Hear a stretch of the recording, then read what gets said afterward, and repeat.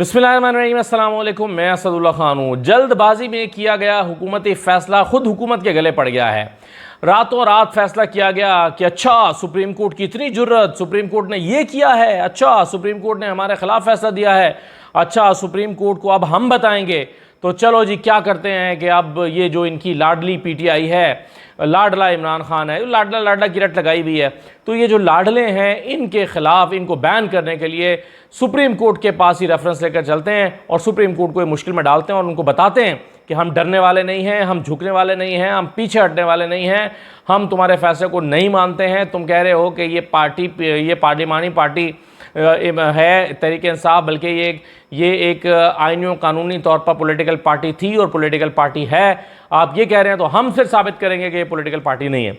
लेकिन आपको मैं खबर बता दूं कि इस वक्त नून लीग के अंदर भी बड़ा शोर शराबा बरपा है। ये जो कदम उठाया गया है इसको गैर ज़रूरी करार दिया जा रहा है। नून लीग के अंदर जो सीनियर वॉइसेस हैं, संजीदा हल्के हैं, संजीदा वॉइसेस हैं, वो कह रही हैं कि ये किसकी हरकत है, ये किसकी मुशावरत से हुआ है, ये क्यों किया गया है, ये जल्दबाजी में फ़ैसला क्यों किया गया है, और इसके तो उल्टे खुद नेगेटिव असरात नून लीग के ऊपर पड़ेंगे। क्योंकि नून लीग के अंदर मौजूद इन सीनियर वॉइसेस का ख्याल यह है कि तहरीक इंसाफ बैन नहीं हो सकती, उसके लिए शवाहिद पूरे नहीं हैं। और मैं आपको बताता हूँ, जिन 3 बुनियादों पर ये रेफरेंस लाना चाहते हैं पीटीआई के ख़िलाफ़, वो तीनों बुनियादें कमज़ोर हैं। अभी मैं आपको एक्सप्लेन कर देता हूँ कि कैसे ये तीनों बुनियादें कमज़ोर हैं। इस बुनियाद पर तो पीटीआई बैन नहीं हो सकती, लेकिन ये फ़ैसला सिर्फ इसलिए किया गया ताकि अदलिया को एक सख्त पैगाम दिया जाए और जवाब दिया जाए उस फैसले का जो सुप्रीम कोर्ट की तरफ से चंद दिन पहले आया। और वो फैसला याद रखिए 8-5 का नहीं है, वो 11 जजेस का फैसला है। यानी 11 जजेस ने ये फैसला किया कि ये नशस्तें जो हैं वो हुकूमत को नहीं मिलनी चाहिए। 11 जजेस, इसमें काजी फ़ाइज़ा और जमाल खान मंदोखेल भी शामिल हैं, वो दोनों जजेस भी शामिल हैं। और उन जजेस की राय भी यही है कि ये नून लीग की तो सीटें नहीं बनती हैं, हुकूमत की सीटें नहीं बनती मुतनासिब नुमाइंदगी के उसूल के तहत। तो अब इस पर हुकूमत जो है वो गुस्से में आ गई है। अब उस पर अदलिया को ये पैगाम देना चाहते हैं कि अदलिया वर्सेस एग्जेक्टिव, यानी हम आखिरी हद तक जाएंगे, हम ये लड़ाई करेंगे। दूसरी तरफ हम अदलिया का मूड भी देख रहे हैं, अदलिया भी खड़ी हो चुकी है और उसके फैसलों से साफ दिखाई दे रहा है कि वो बगैर किसी दबाव के फैसले कर रहे हैं। कल जो सनम जावेद का फैसला आया था, ड्यूटी जज का फैसला था, और आमतौर पर ड्यूटी जज का काम ये होता है कि जी जज साहब मौजूद नहीं है, तारीख दे दें और अगली तारीख तक उसको लटका दिया जाए, अगली तारीख तक दे दी जाए जब तक कि जज आएंगे। ड्यूटी जज का इतना काम होता है। लेकिन ड्यूटी जज ने भी ठोक बजा के फैसला लिखा और सनम जावेद जो हैं उनकी रिहाई का परवाना जारी किया। वो अलग बात है कि उसके बाद फिर उनको गिरफ़्तार किया गया, आज उनकी रिहाई अमल में आ गई है। लेकिन जिस अंदाज में अदलिया फ़ैसले दे रही है उससे साबित होता है कि वो एग्जेक्टिव के दबाव में आने के लिए तैयार नहीं है और वो खुल के अपनी मर्ज़ी से फ़ैसले कर रहे हैं और जो सही समझ रहे हैं वो फ़ैसले कर रहे हैं। ये सब कुछ हो रहा है। लेकिन जैसा कि मैं कह रहा हूँ कि पीटीआई बैन नहीं हो सकती, बाद में मैं आपको बताता हूँ कि जब ये हुकूमत को भी पता है पीटीआई बैन नहीं हो सकती तो फिर ये क्यों किया गया। देखिए, एक तो जो 3 बुनियादें बनाई गई हैं, एक बुनियाद तो ये बनाई गई है कि साइफ़र केस जो है, इमरान खान साइफ़र में साबित होते हैं कि ये एंटी पाकिस्तान या एंटी स्टेट सरगर्मियों में मुलव्वस है।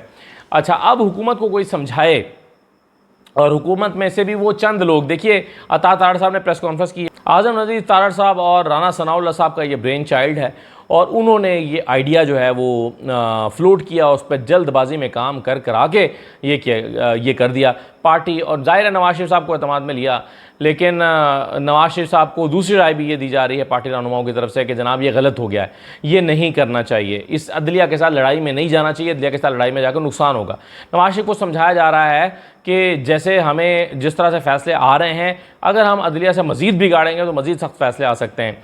ये नवाज शरीफ को समझाया गया है। लेकिन नवाज शरीफ साहब की भी चूँकि पुरानी आदत है लड़ाई करने की, वो जाती नहीं है। आप 1990 से अब तक देख लें, बल्कि उससे भी पहले जो वज़ीर आला हुआ करते थे तब से लेकर आज तक आप देख लें, नवाज शरीफ ने हर एक से लड़ाई ही की है, चाहे वो अदलिया हो, चाहे वो सदर हो, चाहे अगर उनका सदर अपना नहीं है तो ग़ुलाम इसाक़ खान के साथ उनकी लड़ाई रही। जब वज़ीर आला थे तो जनरल ज़ियाउल हक़ के साथ उनकी लड़ाई होगी, हालांकि उनको सियासत में लेकर आए थे। तो नवाज शरीफ साहब हर एक से, तमाम फ़ौजी जनरलों से, हर एक से लड़ाई लड़ने के आदी भी हैं, उनको मज़ा भी आता है। तो बावजूद इसके कि उनको कन्विंस किया जा रहा है कि जनाब ये गलत हो रहा है, ये ठीक नहीं है अदलिया के साथ इस हद तक जाना, तो अब ये जो 3-4 लोगों का ये एक ब्रेन चाइल्ड है और फिर उसको उन्होंने जल्दबाजी में एक ड्राफ्ट बना के और ये फ़ैसला कर लिया कि हम इमरान खान और तहरीक इंसाफ पर बतौर जमात पाबंदी लगाने की सिफारिश करेंगे। जिन चीज़ों को बुनियाद बना रहे हैं उसमें से एक साइफ़र है।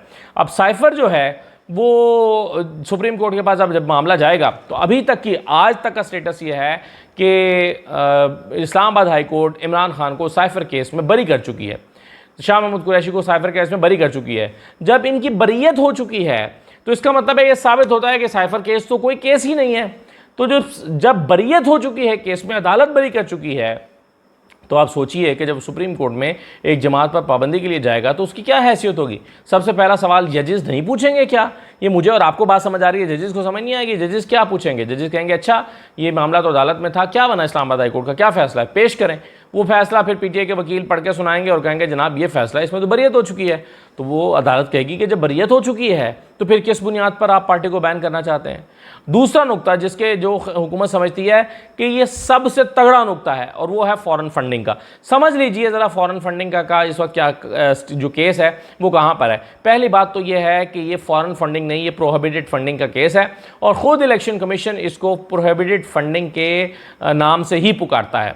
इसका स्टेटस ये है इस केस का कि लास्ट टाइम इलेक्शन कमीशन ने एक शो कॉज नोटिस जारी किया था तहरीक इंसाफ को और कहा था क्यों ना आपके ये ममनुआ फंडिंग के पैसे जब्त कर लिए जाएं, और उसमें डिटेल फैसले में लिखी थी और कहा था कि ये देखें फलां फलां फलां जो है वो अकाउंट से आपके पास पैसे आए हैं, ये पैसे आप रिसीव नहीं कर सकते थे, ये प्रोहिबिटेड फंडिंग है, ये पैसे जब्त हो जाने चाहिए बहक के सरकार।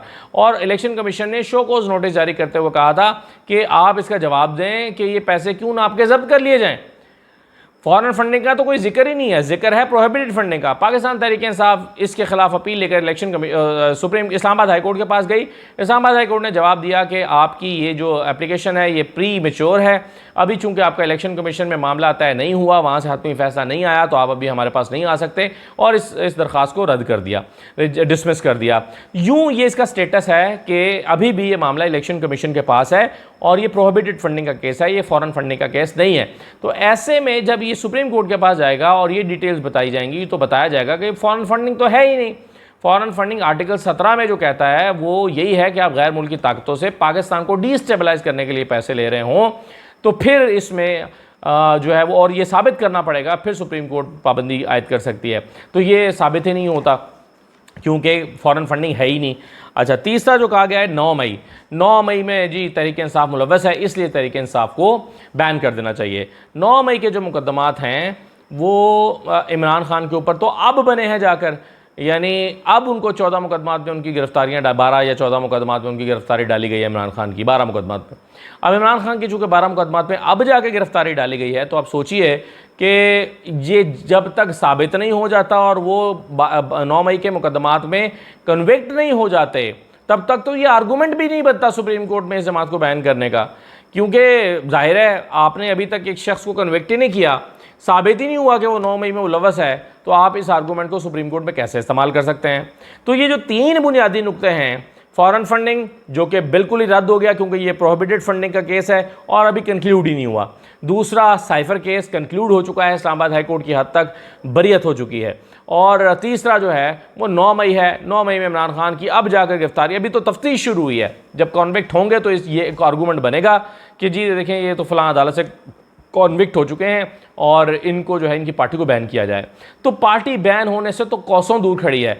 अगर इस पर समाअत का आगाज़ छुट्टियों के बाद, अब ज़ाहिर है छुट्टियां हो गई हैं सुप्रीम कोर्ट में, फुल कोर्ट तो अभी दस्तयाब ही नहीं है, तो जब छुट्टियों के बाद कोर्ट आएगी फिर बैठना शुरू होंगे और उसके बाद फिर जाके ये केस सुना जाएगा, तो हो सकता है कि इसको 4 महीने लगें, 6 महीने लगें।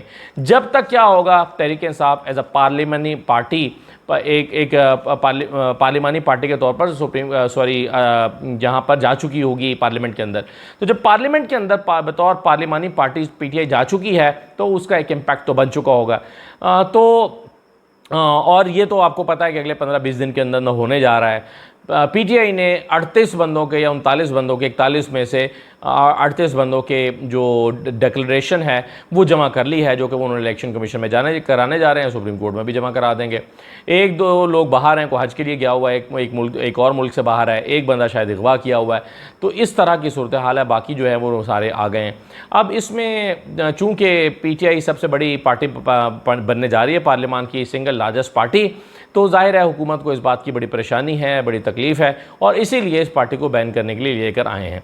अब ये सारा खेल है अना का, क्योंकि सब लोगों का ख्याल है कि नून लीग की हुकूमत पे कोई फ़र्क नहीं पड़ता, पीपल्स पार्टी उनको सपोर्ट कर रही है, पीपल्स पार्टी उनके साथ खड़ी है।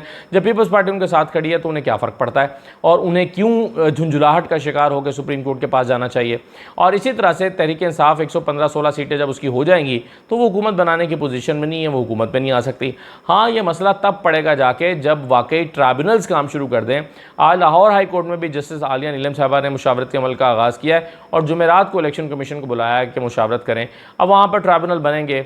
अब अगर ये कोई 40-45 सीटों जहाँ पर बहुत ही क्लियर मसला है या क्लियर है कि वो PTI जीती हुई है, इनमें से चंद केसेस अगर डिसाइड हो जाते हैं, और इस्लामाबाद हाई कोर्ट में भी जस्टिस तारिक महमूद जंगीरी को काम करने से जो रोक दिया गया है वो बहाल हो जाता है, ये चंद सीटों के फैसले आ जाते हैं, तो हुकूमत को साफ नज़र आने लगेगा कि वो अपना उनकी कश्ती में सुराख हो गया है। और अब अदलिया ने जिस तरह से अंगड़ाई ली है, अदलिया जिस तरह से खड़ी हो गई है, और जैसे नून लीग अदलिया के को अपने मुकाबले में खड़ा करके या उनके मुकाबले में ख़ुद खड़ा होकर जिस तरह से ये उनके फ़ैसलों के रद्द-ए-अमल दे रहे हैं, और जिस तरह से जो है वो इल्ज़ामात आयद कर रहे हैं अदालत के ऊपर, जजेस के ऊपर, अदलिया के ऊपर, उनको बाइस्ड कह रहे हैं, उनके फ़ैसले को खिलाफ कानून कह रहे हैं, और न जाने क्या कुछ कह रहे हैं, तो इस सब के नतीजे में हुकूमत को नज़र आना शुरू हो गया है कि अगर ये बात आगे बढ़ती है तो फिर कुछ सीटें झड़ना शुरू हो जाएंगी, और अगर सीटें झड़ती हैं तो ज़ाहिर है हुकूमत कमज़ोर पोजीशन में आ जाएगी और हुकूमत गिर भी सकती है।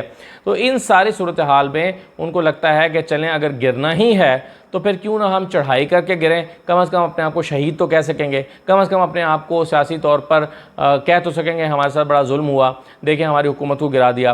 तो इस तरह की कुछ चीज़ें जो हैं वो हुकूमती रहनुमाओं के दिमाग में चल रही हैं। लेकिन फिर मैं आपको जाते जाते ये बता दूँ कि हुकूमत के यहाँ, हुकूमत से मुराद मेरी ज़ाहिर है नून लीग है, नून लीग के यहाँ इस वक्त एक बड़ी बेचैनी पाई जाती है कि ये सही नहीं हुआ है, और यही एडवाइस नवाज शरीफ को की गई है। नवाज शरीफ ने अपना आज का इजलास भी इसीलिए मुलतवी किया है कि वो इस पर मज़ीद गौर व ख़ौज़ कर लें और फिर पार्टी रहनुमाओं के साथ बैठें। ये जो मूव है नून लीग की, ज़ाहिर है उनको ये फ़ायदा इस लिहाज से बिल्कुल नहीं देगी कि PTI बैन हो जाए। PTI को बैन करना उसके लिए शवाहिद पूरे नहीं हैं, तो और अदलिया भी तैयार दिखाई नहीं देती। तो अगर PTI बैन नहीं होती तो फिर इससे क्या हासिल होगा नून लीग को, शायद वो इससे यही बयानियाँ हासिल करना चाहते हैं, लेकिन मेरा ख़्याल है कि वो ये हासिल नहीं कर पाएंगे। इस वक्त तो नून लीग जो कर रही है वो गलत हो रहा है, जो कर रही है वो उल्टा पड़ रहा है। और आप देखिए कि इस वक्त जिस भौंडे और जिस जल्दबाजी के अंदाज में PTI को बैन करने के लिए ये लेकर आए हैं, ये अदलिया को सिर्फ और अदलिया के साथ टक्कर लेने की बात है, अदलिया के साथ मत्था लगाने वाली बात है। ये सिर्फ अदलिया के साथ मत्था लगाया है, साबित वो नहीं कर सकेंगे, ये वो ख़ुद भी जानते हैं। इजाज़त दीजिए, अल्लाह हाफ़िज़।